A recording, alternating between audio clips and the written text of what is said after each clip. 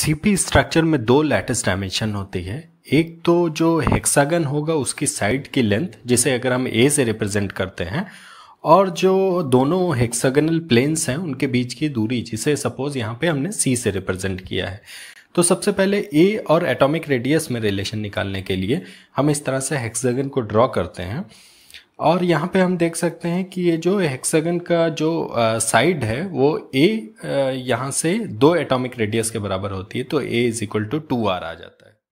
ये दोनों जो हेक्सागनल प्लेन्स होते हैं उनके बीच की दूरी c होती है, और जो 3 एटम का ये मिड प्लेन है वो इन दोनों प्लेन के जस्ट बीच में होता है। तो अगर बॉटम प्लेन से उसकी डिस्टेंस देखें तो वो c/2 होगी।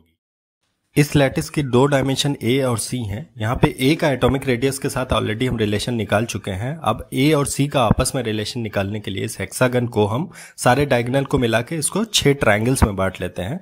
अब सपोज इसमें से एक ट्रायंगल ABO है हमारा। ये ट्रायंगल OAB जो हमने सेलेक्ट किया वो एक इक्विलैटरल ट्रायंगल होगा, और इसमें अगर हम एक परपेंडिकुलर बाइसेक्टर ड्रॉ करें O से, ये OD जो है, और A से इसी तरह का एक परपेंडिकुलर बाइसेक्टर ड्रॉ करें, तो जहां पे ये दोनों कट करेंगे वो O' जो होगा वो इसका ट्रायंगल का ऑर्थो सेंटर होगा। अब इस ऑर्थो सेंटर के ठीक ऊपर c/2 डिस्टेंस पे एक एटम होगा जिसे हमने यहाँ C से रिप्रेजेंट किया है। तो एक ट्रायंगल हमारा OC बन जाता है। अब एंगल अगर BOD को देखें तो वो 30 डिग्री होगा, और OB, AB और OA तीनों A के बराबर होंगे।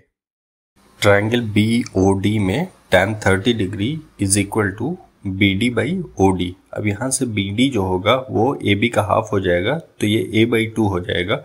तो tan 30 degree is equal to A/2 divide by OD। तो यहाँ से OD हमारा निकल के A√3/2 आ जाता है। अब चूंकि O' ट्रायंगल का ऑर्थो सेंटर है, इसलिए OO' is equal to 2/3 into OD is equal to 2/3 into A√3/2। तो यहाँ से OO' A/√3 आ जाता है। अब ट्रायंगल OO'C में OC² is equal to OO' plus OC²।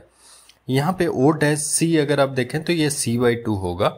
OC एक एटम O पे है और एक एटम C पे है, तो ये दोनों एक दूसरे को टच कर रहे होंगे, तो ये 2r के बराबर होगा, जो कि इंटर्न A के बराबर होगा।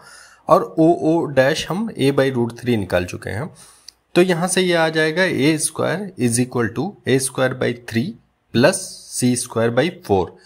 तो C²/4 is equal to 2A²/3।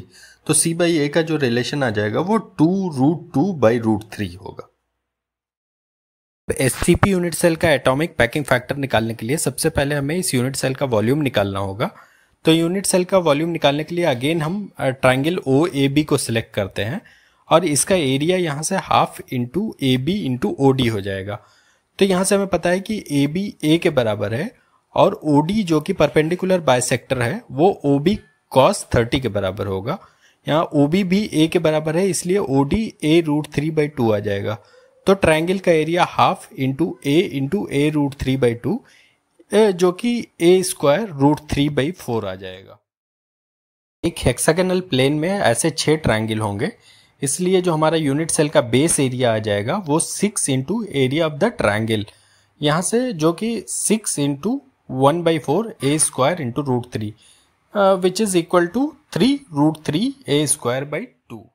Unit cell का वॉल्यूम जो है वो हो जाएगा बेस एरिया इंटू हाइट, जहाँ पे बेस एरिया हमने जो निकाला है 3√3 A²/2 इंटू हाइट C। अब C/A 2√2/√3 है, तो यहाँ से C की वैल्यू रखने पे volume of unit cell 3√2 A³ आ जाएगा। Atomic packing factor is equal to effective number of atom in unit cell into volume of one atom divided by volume of unit cell. तो यहाँ से effective number of atom 6 है SCP unit cell में। एक atom का volume जो होगा वो 4/3 πr³ है, और volume of unit cell 3√2 A³ है। अब यहाँ से A is equal to 2r होगा, तो इसकी वैल्यू रखने पे एटॉमिक पैकिंग फैक्टर कैलकुलेट करने पे 0.74 आ जाएगा। इस